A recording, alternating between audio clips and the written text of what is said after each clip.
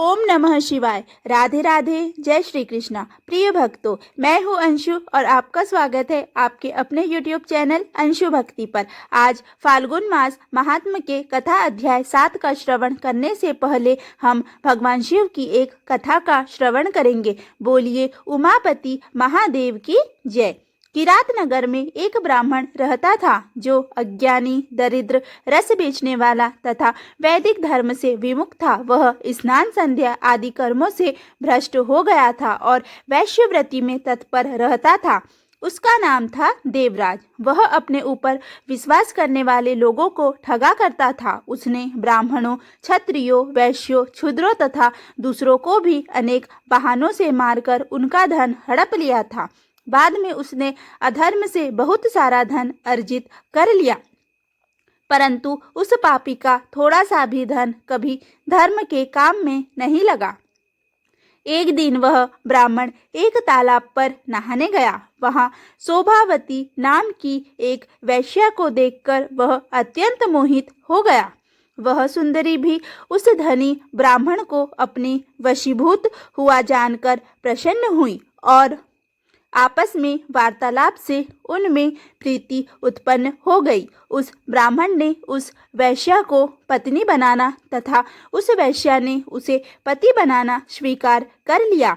इस प्रकार कामवश होकर वे दोनों बहुत समय तक विहार करते रहे। बैठने, सोने, खाने पीने तथा क्रीड़ा में ये दोनों निरंतर पति पत्नी की तरह व्यवहार करने लगे। अपने माता पिता तथा पत्नी के बार बार रोकने पर भी पाप कृत्य में संलग्न वह ब्राह्मण उनकी बात नहीं मानता था। एक दिन रात्रि में उस दुष्ट ने ईर्ष्यावश अपने सोए हुए माता पिता और पत्नी को मार डाला और उनका सारा धन हर लिया। वैश्या में आसक्त चित्त वाले उस कामी ने अपना और पिता आदि का सारा धन उस वैश्या को दे दिया।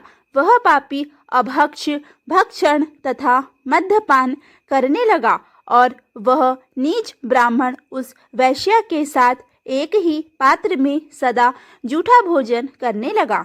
एक दिन घूमता घामता वह देवयोग से प्रतिष्ठानपुर सी प्रयाग में जा पहुंचा। वहां उसने एक शिवालय देखा जहां बहुत से साधु महात्मा एकत्र हुए थे। देवराज उस शिवालय में ठहर गया और वहां उस ब्राह्मण को ज्वर आ गया। उस ज्वर से उसको बड़ी पीड़ा होने लगी। वहां एक ब्राह्मण देवता शिव पुराण की कथा सुना रहे थे। ज्वर में पड़ा हुआ देवराज ब्राह्मण के मुखार विंद से निकली हुई शिव कथा को निरंतर सुनता रहा। एक मास के बाद वह ज्वर से अत्यंत पीड़ित होकर चल बसा। यमराज के दूत आए और उसे पासों से बांधकर बलपूर्वक यमपुरी में ले गए। इतने में ही शिवलोक भगवान शिव के पार्षदगण आ गए। उनके गौर अंग कर्पूर के समान उज्जवल थे। हाथ त्रिशूल से सुशोभित हो रहे थे। उनके संपूर्ण अंग भस्म से उद्भासित थे और रुद्राक्ष की माला उनके शरीर की शोभा बढ़ा रही थी। वे सब के सब क्रोध करते हुए यमपुरी में गए और यमराज के दूतों को मार पीट कर बारंबार धमकाकर उन्होंने देवराज को उनके चंगुल से छुड़ा लिया और अत्यंत अद्भुत विमान पर बिठाकर जब वे शिवदूत कैलाश जाने को उद्यत हुए, उस समय यमपुरी में बड़ा भारी कोलाहल मच गया। उस कोलाहल को सुनकर धर्मराज अपने भवन से बाहर आए। साक्षात दूसरे रुद्रों के समान प्रतीत होने वाले उन चारों दूतों को देखकर धर्मज्ञ धर्मराज ने उनका विधि पूर्वक पूजन किया। यम ने ज्ञान दृष्टि से देखकर सारा वृत्तांत जान लिया। उन्होंने भय के कारण भगवान शिव के उन महात्मा दूतों से कोई बात नहीं की। यमराज से पूजित तथा प्रार्थित होकर वे शिवदूत कैलाश को चले गए और उन्होंने उस ब्राह्मण को दया सागर शांब शिव को दे दिया। शिव पुराण को यह परम पवित्र कथा धन्य है, जिसके सुनने से पापी जन भी मुक्ति के योग्य बन जाते हैं। भगवान सदाशिव के परम धाम को वेदज्ञ सभी लोकों में सर्वश्रेष्ठ बताते हैं। ब्राह्मण, क्षत्रिय, वैश्य, शूद्र तथा अन्य प्राणी, यहाँ तक कि जिस पापी ने धन के लोभ से अनेक लोगों की हत्या की तथा अपने माता पिता और पत्नी को भी मार डाला, वह वैश्यागामी शराबी ब्राह्मण देवराज भी इस कथा के प्रभाव से भगवान शिव के परम धाम को प्राप्त कर तत्क्षण मुक्त हो गया। प्रिय भक्तों, अब हम फाल्गुन मास महात्म्य की कथा के 7वें अध्याय का श्रवण करेंगे। बोलिए उमापति महादेव की जय। श्री सूत जी कहते हैं कि आनर्त देश में वेदरथ नामक एक ब्राह्मण थे। उनका जन्म उत्तम कुल में हुआ था। वे स्त्री, पुत्र आदि से संपन्न और महान विद्वान थे। उन ब्राह्मण की एक कन्या हुई, जिसका नाम उन्होंने शारदा रखा। वह रूप और शुभ लक्षणों से सुशोभित कन्या जब 12 वर्ष की हुई, तब उसे पद्मनाभ नामक एक प्रौढ़ ब्राह्मण ने मांगा। पद्मनाभ जी की पत्नी मर गई थी। वे बड़े धनी, शांत और राजा के मित्र थे। पिता ने अपनी याचना भंग होने के डर से उन्हें अपनी कन्या दे दी। दोपहर में विवाह संपन्न होने के बाद ससुराल में ही पद्मनाभ संध्या उपासना करने के लिए एक सरोवर के किनारे गए। वहां विधि पूर्वक संध्या उपासना करने के बाद जब लौटने लगे, तब अंधकार से भरे हुए मार्ग में एक सांप ने उन्हें काट लिया, जिससे उनकी मृत्यु हो गई। विवाह करने के पश्चात सहसा उनकी मृत्यु होने पर भाई बंधु सहित सभी विलाप करने लगे। सास, ससुर और वह कन्या सभी शोक में डूब गए। भाई बंधु मृतक का दाह संस्कार करके अपने अपने घर लौट गए। अब विधवा शारदा पिता के ही घर में रहने लगी। एक दिन कोई अंधे मुनि अपने शिष्य का हाथ पकड़े हुए शारदा के घर आए। मुनि बहुत वृद्ध हो गए थे। जब मुनि घर पर पधारे, उस समय शारदा के भाई कहीं बाहर गए थे, इसीलिए शारदा ही उनके पास आई और इस प्रकार बोली, महाभाग आपका स्वागत है। इस पीढ़े पर बैठिए। आप मुनिदेव को मेरा नमस्कार है। आप मुझे आज्ञा दीजिए, मैं आपका कौन सा कार्य करूं। ऐसा कहकर शारदा ने उन मुनि महात्मा के पैर धोए और पंखे से हवा कर उन्हें संतुष्ट किया। थके हारे मुनि को स्नेहपूर्वक पीढ़े पर बैठाकर स्नान कराया और जब वे देव पूजा कर सुखपूर्वक आसन पर बैठे, तब उन्हें आदर पूर्वक उत्तम अन्न भोजन करवाया। भोजन करके तृप्त हुए वे मुनि जब आनंद से परिपूर्ण हुए, तब उस अंध मुनि ने उस कन्या के लिए उत्तम आशीर्वाद दिया कि हे भद्रे, तुम अपने पति के साथ विहार करके सर्वगुण संपन्न एक श्रेष्ठ पुत्र प्राप्त करो और इस संसार में बड़ी भारी कीर्ति पाकर देवताओं के प्रसाद की अधिकारिणी बनो। अंध मुनि द्वारा कहे इस वचन को सुनकर शारदा बहुत हैरान हुई और हाथ जोड़कर बोली, हे ब्राह्मण, आपका वचन तो सदा सत्य होता है, कभी झूठ नहीं होता, किंतु मुझ अभागिनी के लिए ये कैसे सत्य होगा। मैं तो विधवा हूँ, आपके इन आशीर्वाद की पात्र भला कैसे हो सकती हूँ। हे भद्रे, मैंने अंधे होने के कारण जो शब्द अपनी जिह्वा से निकाल दिया है, अब मैं उसे अवश्य ही सिद्ध करूँगा। अब बस तुम मेरी आज्ञा का पालन करो। तुम यदि उमा महेश्वर नामक व्रत करोगी तो अवश्य ही उसके प्रभाव से कल्याण भागिनी हो जाओगी। शारदा ने कहा, मुनिवर, आपके बताए हुए व्रत का मैं अवश्य ही पालन करूंगी। मुझे यह व्रत और उसका पूरा वृत्तांत बताइए। तब मुनि कहने लगे, चैत्र अथवा मार्गशीर्ष मास के शुक्ल पक्ष के शुभ दिन में इस व्रत का प्रारंभ करना चाहिए। अष्टमी, चतुर्दशी, अमावस्या अथवा पूर्णिमा को विधि पूर्वक संकल्प करके प्रातःकाल स्नान कर देवताओं और पितरों का तर्पण करके अपने घर आकर एक सुंदर मंडप बनाएं, जो चंदोवे आदि से सजा हो। फिर उसे फल फूल पल्लव आदि से सजाए। बीच में 5 प्रकार के रंगों से कमल के फूल अंकित करे। उनके मध्य भाग में धान्य अथवा चावलों की राशि, फिर उसके ऊपर कुशा रखे, फिर उस कुशा के ऊपर जल से भरा हुआ कलश स्थापित करे, उसके ऊपर रंगा हुआ वस्त्र रखे, वस्त्र के ऊपर सोने की अथवा मिट्टी की 2 प्रतिमाएं जो भगवान शिव अथवा माता पार्वती का प्रतीक हो स्थापित करे। इसके बाद भक्ति भाव से अपनी शक्ति के अनुसार विस्तार पूर्वक उनकी पूजा करे। पंचामृत से स्नान कराकर फिर शुद्ध जल से स्नान कराए। एकादश रुद्र मंत्र का जप करके 108 बार ओम नमः शिवाय इस पंचमाक्षर मंत्र का जाप करे। फिर सिंहासन पर उन प्रतिमाओं को रखकर पूजा करे। बुद्धिमान पुरुष स्वयं धूले वस्त्र धारण करे, स्वयं आसन पर बैठे, पीठ को अभिमंत्रित कर प्राणायाम करे। फिर भगवान शिव के सामने हाथ जोड़कर इस प्रकार संकल्प पढ़े, मेरे सैकड़ों जन्मों में भी जो पाप संचित हुए हैं उनको समाप्त करने के लिए मैं भगवान शिव की पूजा प्रारंभ करती हूँ। सौभाग्य, विजय, ऐश्वर्य, आरोग्य की वृद्धि तथा स्वर्ग तथा मोक्ष की वृद्धि के लिए मैं शिव जी की पूजा करूंगी। इस प्रकार संकल्प बोलकर मनुष्य एकाग्रता पूर्वक यथा योग्य अंग न्यास करके शिव जी और पार्वती जी का ध्यान करे। अपने हृदय कमल की कर्णिका में जगत के माता पिता भगवान शिव तथा माता पार्वती का ध्यान करके शिव संबंधी मंत्रों का जप करे। फिर दोनों प्रतिमाओं में शिव जी और माता पार्वती का ध्यान करके उनके लिए आसन दे। फिर इस मंत्र से उन्हें अर्घ दे। नमस्ते पार्वती नाथम त्रिलोक्य वर अर्घ दर्शभः त्र्यंबकेश महादेव कृणार्घ्यम नमस्तुते। नमस्ते देव देवेशी प्रपन्न भयहारिणी अंबिके वरदे देवी घृणान्यम शिव प्रिये। अर्थात तीनों देवताओं में वर देने वाली पार्वती श्रेष्ठ आपको नमस्कार है। हे त्र्यंबकेश्वर महादेव आपको नमस्कार है। हे ये अर्घ ग्रहण कीजिए।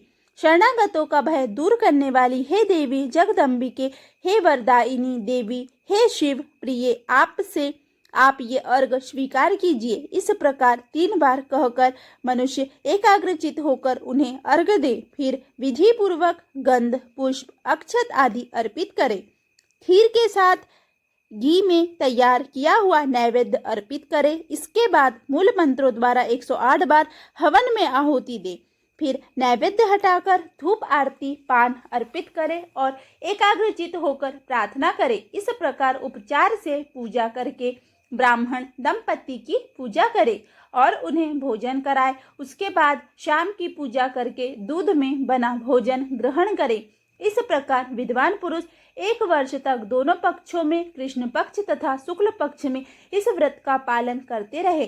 1 वर्ष पूरा होने पर व्रत का उद्यापन करे। दोनों प्रतिमाओं को स्नान कराए, उनकी भली भांति पूजा करे और अंत में वस्त्र, स्वर्ण और प्रतिमा सहित सदाचारी आचार्य को देकर ब्राह्मणों को भोजन कराए। उनका भी यदा आदर सत्कार करके उन्हें स्वर्ण, गेहूं आदि का दान दे और अंत में स्वयं भी भोजन करे।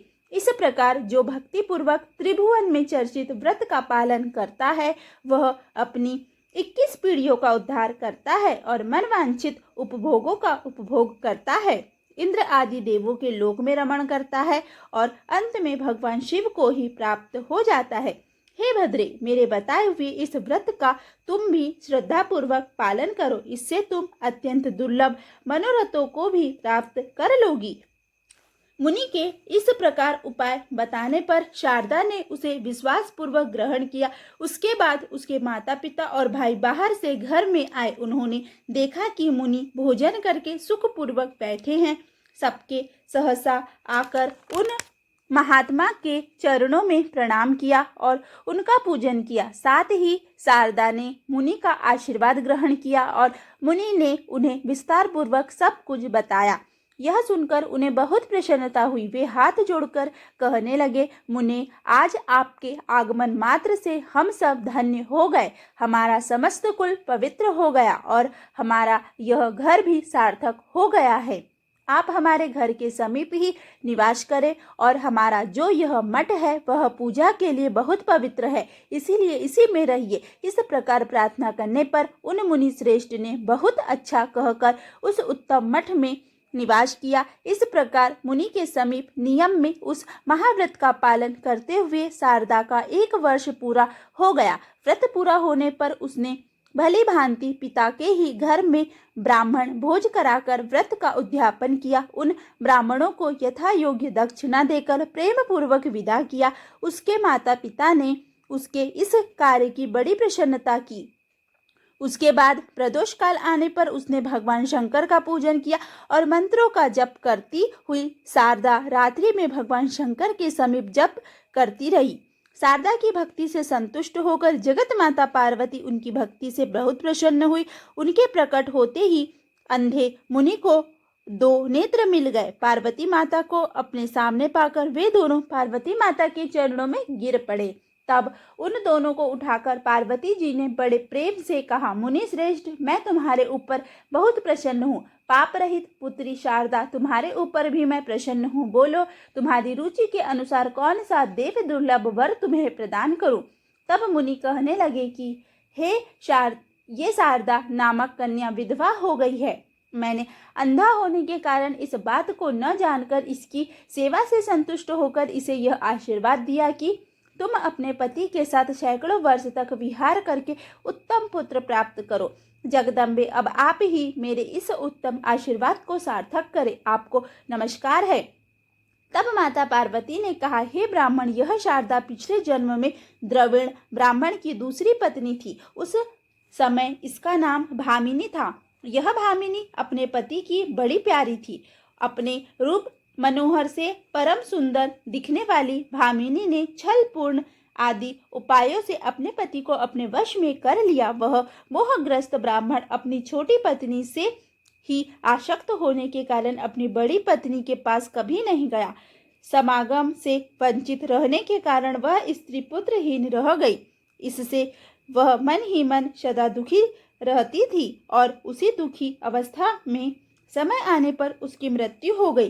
कामिनी के घर के पास एक करुण ब्राह्मण रहा करता था। वह इसे सुंदरी को देखकर इस पर मोहित हो गया और एक दिन उसने काम से आतुर होकर उसका हाथ पकड़ लिया। उस समय इसने क्रोध से आंखें लाल करके उसे दूर भगा दिया।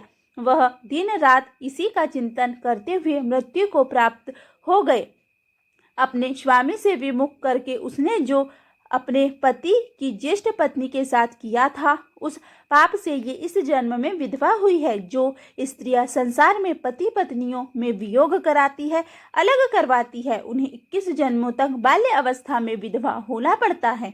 और वह ब्राह्मण जो पराई स्त्री के वियोग से मृत्यु को प्राप्त हुआ, उसने भी पाप ही किया था। इसीलिए वह इस जन्म में इससे पाणी ग्रहण मात्र करके मृत्यु को प्राप्त हुआ। पूर्व जन्म में जो इसका पति था, वह पांड्य देश में एक श्रेष्ठ कुल में उत्पन्न हुआ है।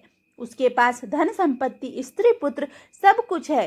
ये शारदा उसी पति के साथ प्रत्येक रात्रि में स्वप्न अवस्था में समागम करके जागरण काल की अपेक्षा भी श्रेष्ठ रति सुख का अनुभव करेगी और कुछ ही दिनों में यह वेद वेदांगत के पारंगत पुत्र प्राप्त कर लेगी।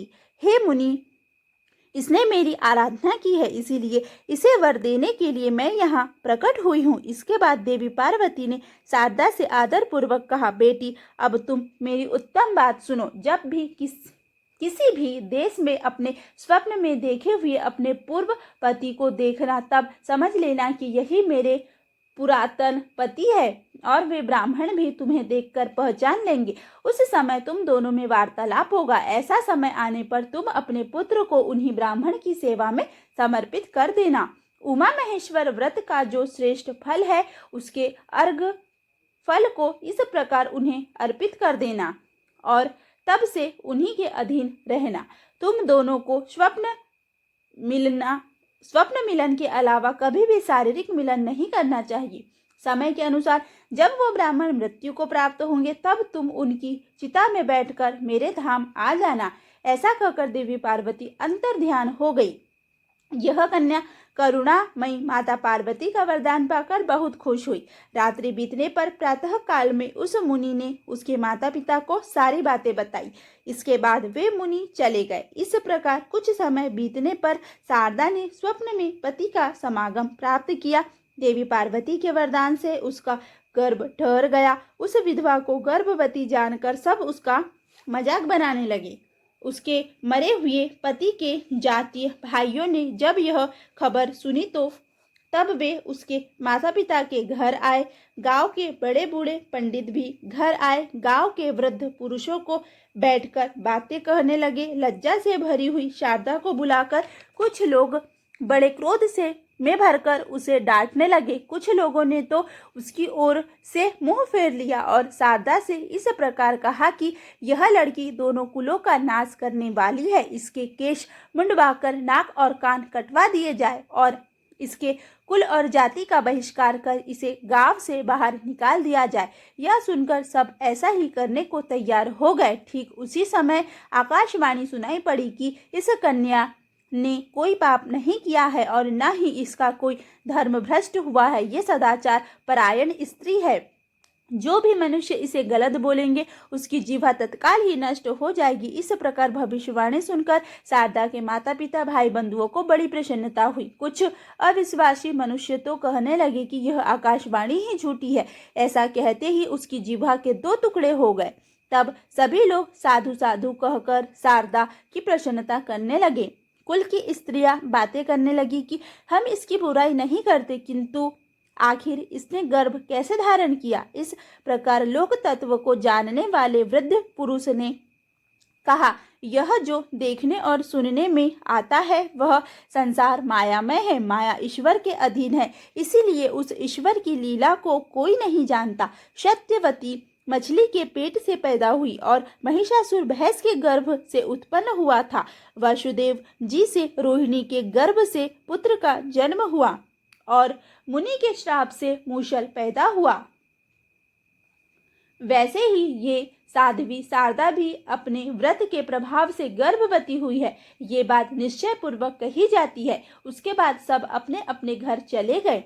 समय आने पर शारदा ने सूर्य के समान एक उत्तम बालक को जन्म दिया। वह कुमार बाल्य अवस्था में ही बहुत विद्या प्राप्त कर बुद्धिमान हो गया। उसके बाद गुरुजी ने समय आने पर उसका उपनयन संस्कार किया। वह बालक लोक में शारदेय नाम से विख्यात हुआ। उसने 8 वर्ष की आयु में ऋग्वेद, 9 वर्ष की आयु में यजुर्वेद और 10 वर्ष की आयु में सामवेद को लीलापूर्वक पढ़ डाला। उसके बाद शिव पर्व की शुरुआत होने पर सभी शिव भक्त गोकर्ण क्षेत्र में जाने लगे। सती शारदा भी अपने पुत्र के साथ गोकर्ण क्षेत्र में गई। वहां उसने अपने पूर्व जन्म के पति को, जिसे वह स्वप्न में देखा करती थी, उसने वहां देखा। उन्हें देखकर शारदा प्रेम मग्न हो गई, उन्हें देखने लगी। तब ब्राह्मण उन्हें पहचान गए और इस प्रकार बोले कि हे भद्रे, तुम कौन हो, किसकी पुत्री हो और तुम्हारा देश कौन सा है। उनके इस प्रकार पूछने पर शारदा ने बाल्य अवस्था में विधवा होने की बात बताई। देवी फिर से ये पुत्र किसका है? तुमने विधवा होने पर इस पुत्र को अपने गर्भ में कैसे धारण किया? स्वामी, ये मेरा ही पुत्र है, मेरे ही नाम से लोग इसे शारदेय कहते हैं। उसकी ये बात सुनकर श्रेष्ठ ब्राह्मण हंसकर बोला, देवी, तुम्हारा पति तो विवाह करके ही मर गया, फिर भला इस पुत्र का जन्म कैसे हुआ? इसका कारण बताओ। शारदा बोली, महामते, परिहास से कोई मतलब नहीं। आप मुझे जानते हैं और मैं आपको जानती हूँ। ऐसा कहकर उसने देवी के वरदान आदि की बात बताई और शारदेय को उन्हें सौंप दिया।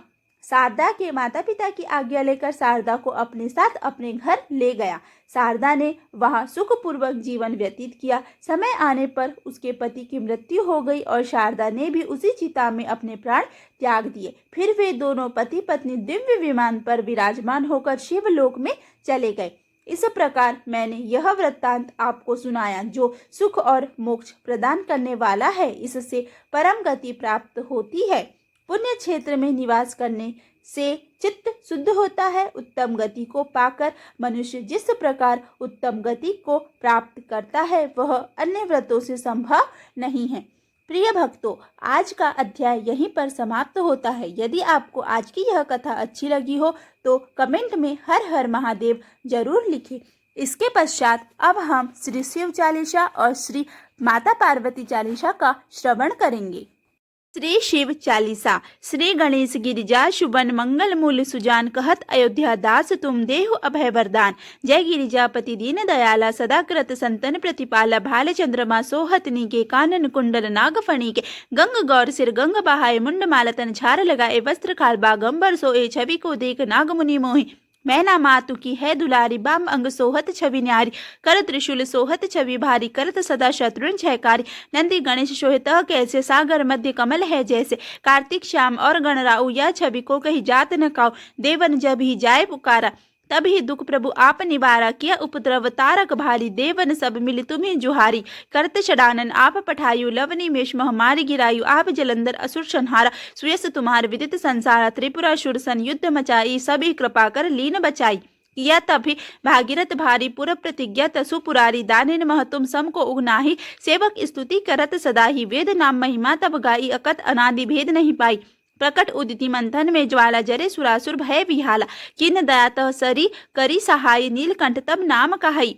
पूजन रामचंद्र जप की ना जीत के लंग विभीषण दीना। सहस कमल में हो रहे धारी किन्न परीक्षा तभी पुरारी। एक कमल प्रभु राखे उजोई कमल नयन पूजन चह सोई। कठिन भक्ति देखी प्रभु शंकर भय प्रश्न दिए। इच्छित वर जय जय जय अनंत अविनाशी। करत कृपा सबके घटवाशी। दुष्ट सकल नित मोहि सतावे भ्रमत रहे मोहि चैन न आवे। त्राहि त्राहि में नाथ पुकारो यही अवसर मोहि आन उबारो।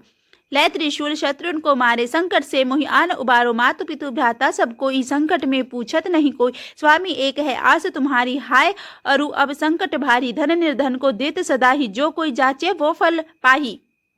स्तुति के ही विधि करो तुम्हारी क्षमो नाथ अब चूक हमारी। शंकर हो संकट के नाशन मंगल कारण विघ्न विनाशन। योगी यति मुनि ध्यान लगावे नारद शारद शीस नमामि। नमो नमो जय नमो शिवाय सुर ब्रह्मादिक पार न पाए। जो यह पाठ करे मन लाई तापर होते शंभु सहाय। ऋणिया जो कोई हो अधिकारी पाठ करे सो पावन हारी। पुत्रहीन कर इच्छा को निश्चय शिव प्रसाद ते होई। पंडित त्रयोदशी को आवे ध्यान पूर्वक होम करावे। त्रयोदशी व्रत करे हमेशा तन नहीं ताके रहे कलेशा।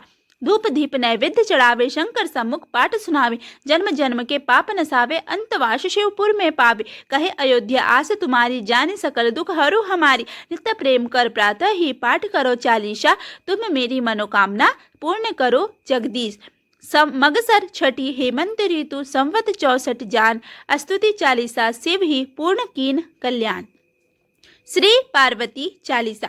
जय गिरितन ए दक्ष जे शंभु प्रिय गुण खानी। गणपति जननी पार्वती अम्बे शक्ति भवानी। ब्रह्म वेद न तुमरो पावे पंच बदन नित तुमको ध्यावे। षडमुख कही न सकत यश तेरो सहज बदन श्रम करत घनेरो। ते उ पार न पावत माता स्थित रक्षा लय ही सजाता।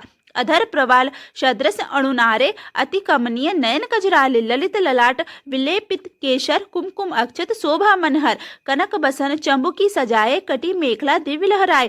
कंठ मदार हार की शोभा जाहि देखी सहजी मन लोभा। बाला ऋण अनंत छवि धारी आभूषण की शोभा न्यारी। नाला रत्न जड़ित सिंहासन तापर राजित हरि चतुरानन। इंद्रादिक परिवार पूजती जग मृग नाग यक्ष रव कूजित। गिर कैलाश निवासिनी जय जय कोटि प्रभा विकासिनी जय जय। त्रिभुवन शकल कुटुंब तिहारी अणु अणु मह तुम्हारी उजियाली। है महेश प्राणेश तुम्हारे त्रिभुवन के जो नित रखवाले। उन सोपति तुम प्राप्त कीन जब सुकृत पुरातन उदित भय तब। बूढ़ा बैल सवारी जिनकी महिमा का गावे को तिनकी। सदा शमशान बिहारी शंकर आभूषण है भुजंग भयंकर। कंठ हलाहल को छवि छाई नीलकंठ की पदवी पाई। देव मगन के हित असकीन हो विषलय आपू तीन ही अमितीन हो। ताकि तुम पत्नी छवि धारिणी दुरित विदारिणी मंगलकारिणी। देखी परम सौंदर्य तिहारो त्रिभुवन चकित बनावल हारो। भय भीता सो माता गंगा लज्जा में है सलिल तरंगा। सौत समान शंभु पह आई विष्णु पदाब्ज छोड़ी जो धाई। तेही को कमल बदन मुरझायो लखी सतवर शिव सिर चढ़ायो। नित्यानंद करी बरदायिनी अभय भक्त कर नित्य अनपाइनी। अखिल पापत्रय ताप निकंदिनी माहेश्वरी हिमालय नंदनी। काशीपुरी सदामन भाई सिद्ध पीठ ते ही आप बनाई। भगवती प्रतिदिन भिक्षा दात्री कृपा प्रमोद स्नेह विधात्री। रिपुक्षय कारिणी जय जय अम्बे वाचा सिद्ध करी अवलंबे। गौरी उमा शंकरी काली अन्नपूर्णा जग प्रतिपाली।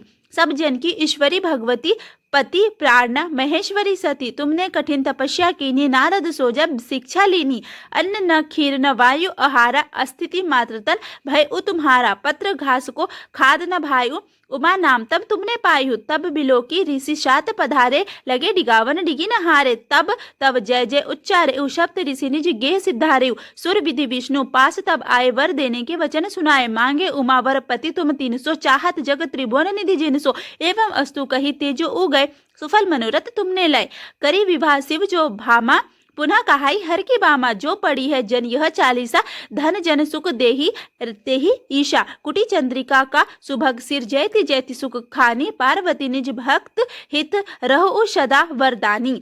इति पार्वती चालीसा समाप्त। प्रिय भक्तों, यदि आज का यह वीडियो आपको अच्छा लगा हो तो प्लीज़ वीडियो को लाइक करें, वीडियो को ज़्यादा से ज़्यादा शेयर करें तथा चैनल पर पहली बार आए हैं तो प्लीज़ चैनल को सब्सक्राइब करें। धन्यवाद।